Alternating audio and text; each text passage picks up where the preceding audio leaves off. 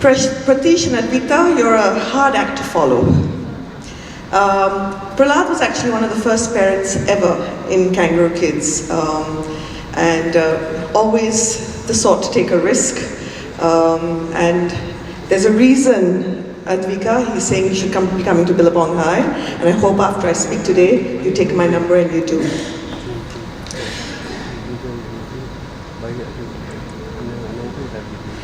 Man is hardwired for scarcity. Scarcity makes us believe that everything is limited. It makes us focus on what it could go wrong rather than what could go right. It makes us afraid of not having enough, of not being enough. It is behind every addiction known to man: alcohol, food, gambling, hoarding.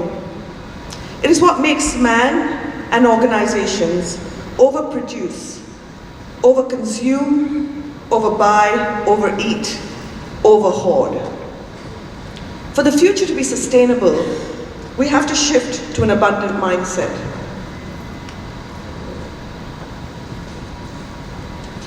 This was a classic study on the psychology of scarcity. In 1975, researchers wanted to know how people would value identical cookies in identical glass jars. One jar held 10 cookies, while the other only 2. Almost every participant picked a cookie from the near empty jar. Scarcity affected their perception of the value. This is a real life example. World-class violinist Joshua Bell decided to play a free concert in a Washington subway. To watch him play, people pay hundreds of dollars, and he's always sold out. But at the subway, hardly anyone stopped to listen. People walked past one of the most talented musicians in the world. Abundantly available, he was not valued. In 1983, parents had violent outbursts, including hitting, shoving, and trampling to get their hands on a doll. These are today known as the Cabbage Patch riots. The more scarce something is, the more insane the human behavior. People stand in line for hours to get their hands on the latest gadget, on the latest doll, on the latest novel, whenever feelings of scarcity are created. We value things like gold and diamonds, which have no intrinsic value, just based on scarcity. Intrinsically worthless, we pay a high price for them. When aluminium was first produced, it was scarcely available. The story goes that Napoleon III had state guests eat on aluminium plates, while commoners had to make do with gold. Today I would like to look at education through abundant eyes. Abundance-based thinking is about focusing on possibilities rather than limitations. It's about seeing what works rather than keeping busy with what does not. First, we need to switch off any cognitive bias. Only then can we radically shift learning and education. This includes shifting away from learning happening predominantly in brick-and-mortar schools, subject taught in isolated verticals, and the board exams as they exist. As a society, we are quick to embrace development in every area of our existence, except in our schools. We have embraced Netflix for entertainment, Uber for travel, Paytm for transactions. Yet we look at technology with suspicion. Man has always resisted modernizing education. Each generation has reimagined the dangerous impact of new technology on the brain and the mind. Socrates warned against children writing, claiming it would create less dependence on their memories. He warned parents against reading, as children could not distinguish fantasy from reality, and this would negatively impact them. When radio arrived, it was accused of distracting kids from reading and diminishing performance in schools. Fear was born again when TV arrived. We approach today's technology with the same resistance and fear as we did the printed textbook, radio, and television, even though it can help us personalize learning and make it more relevant. CNN, in as recently as 2005, said that email hurts the IQ more than pot. Not a single shred of evidence underlies these stories, yet they make headlines across the world because they echo our fears, and fear sells newspapers. To break away from scarcity and fearful thinking, let's understand why it exists. To understand why we value what is scarce, we go back to when we were cavemen and hunters. Resources were scarce and therefore highly valued. This survival necessity no longer exists, but is now hardwired in our brains and is detrimental to our growth and development. There are many parts of our body once needed but no longer required. We no longer have a tail, so we no longer need a tailbone. Since it does nothing to impede our emotional growth, we can happily coexist with it. There is, however, one part of our body that was once essential to our survival that can impede our growth, development, and how we see the world.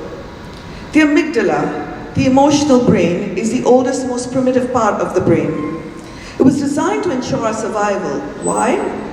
Because in early times, it was only about physical survival.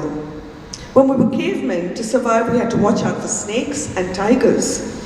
We needed a brain that was quick, hypervigilant, and out of sync with logical thought. Processing things logically would have been detrimental to our survival. Imagine what would have happened back in the time when you came across a tiger. Oh, I see. This is indeed a tiger. Let me think, what should I do? What are my options here? By this time, you would have been lunch. You needed a visceral brain to survive, and nature gave it to you. It made you either fight or flee. This primitive part of our brain, the amygdala, is why our basic emotions like fear are so automatic. The marketing world knows this and preys on our fear of scarcity. We are never enough. We're never thin enough, never fair enough, never popular enough, never desirable enough. The marketing and news world knows about our primitive brain. It knows fear sells products and newspapers. That is why we are bombarded with bad news all the time. Our brains are gluttons for fear and danger. No longer do we have tigers lurking around the corner, but we still have the amygdala, and the amygdala is always looking for something to fear. If you read the newspaper, the world is going to hell and fast. Terrorism, nuclear weapons, unemployment, recession, and depression, and oh, the harmful effects of technology. So much so that in a recent survey, people asked, all things considered, do you think the world is getting better or worse? The results were bleak. In Sweden, only 10% of the population thinks the world is getting better. In the US, only 6%. When in fact, the world has never been better than it is today. What I learned from Peter Diamandis, the author of Abundance, The Future is Better Than You Think, is once we overcome the psychological blocks that our amygdala causes, the future is indeed wonderful. The accelerating rate of technological change will put an end to what ails us within the next 25 years. Scarce energy, scarce health, learning, expertise, and resources will become increasingly abundant. Yet the threat of scarcity dominates our worldview. Many people in the field of biology and neuroscience are showing us that we need to understand our brains shape our beliefs shape our reality. When we are biased towards negative information, that is what we will see, believe, and experience. Let's see things through abundant eyes. In the last 50 years, poverty has reduced considerably, even though the world population has increased 7-fold. Vital goods and services are more abundant, there's better food, more clothing, better housing. Even entertainment is abundant today. From a tiny elite, today 8 out of 10 people are literate. Child mortality has gone down from 40% to a mere fraction of that. There are fewer wars and more political freedom than ever before. This will continue to get better because we have learned how to collaborate. The internet allows for a free flow of information. International institutions and global companies now collaborate from different ends of the world. Solving problems, big problems, is always a collaborative undertaking. And the group of people that is able to work together today is a much larger and stronger group than ever before. This world will keep getting healthier, richer, and better educated. K-12 education has so far been a scarce resource. Not enough space, money, or teachers. Remember, the amygdala values scarcity, and this is why the more difficult it is to get into a school, the greater the herds of parents that want that school. The scarce school and once elusive high score have been a vital resource to get entry into an even scarcer and highly valued resource, the Ivy League colleges. Highly valued because they don't have many graduates, the value they place on their scarcity only further increases their popularity. The scarcity mindset has crazy outcomes. Ask parents of a grade 10 kid to have dinner with you, and the answer is always, I can't, it's my child's 10th board. And I'm always like, really? We know that the high importance we give to high grades in India gives rise to the idea that memorization and rote learning is more rewarding. This kind of lower order thinking cannot lead to creativity and innovation. It can only give rise to grade inflation, leaked board papers, and students cheating. Students then carry their scarce thinking into their jobs and careers. Competition makes them hoard ideas. Companies don't thrive with this mindset. For abundance, collaboration is the only way forward, not competition. To create a sustainable future, we have to shift why we are teaching kids, the how and what we are teaching them. Genius ideas like robotic bees that can pollinate crops, the seabed that can clean our oceans, the vegan bottle, an all-natural alternative to plastic, needs a mind shift change in teachers, parents, and students. We could then move from scarcity to abundance, from consuming to creating, from unsustainable to sustainability. A system that embraces a solution-seeking creative mindset, one that allows exploration, experimentation, and the making of mistakes. One that moves away from the existing emphasis on the academic curriculum. Instead of asking kids what they want to be when they grow up, one that asks them what problem do they want to solve, what contribution do they want to make to the world. The first step towards this is embracing a growth mindset. Students would have the opportunity to attempt anything, formative and summative assessments as many times as they like, till they have reached an outcome they are happy with. Just like the tech games that our children love, start on the bottom and work your way up. Have as many tries as you want.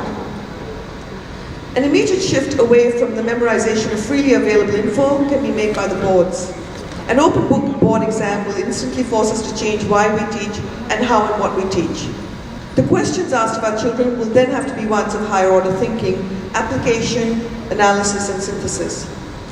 We need more companies that check for competencies of candidates over grades and degrees. Companies like Amazon and Google do this. They have abundant mindsets that see things in non-traditional, linear ways and abundant outcomes.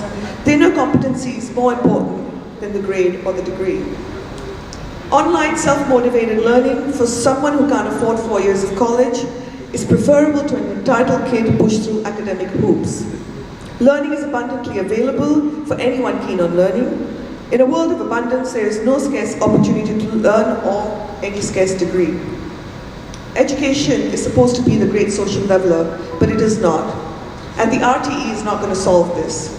For children without financial resources, education is not a level playing field. Technology can help us demonetize and democratize education. Boards should allow us flexibility to assess potential teachers for their passion and desire to make.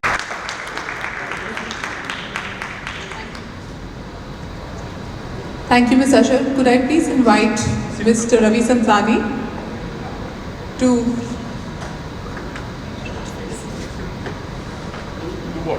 felicitate Ms. Lina Ashar.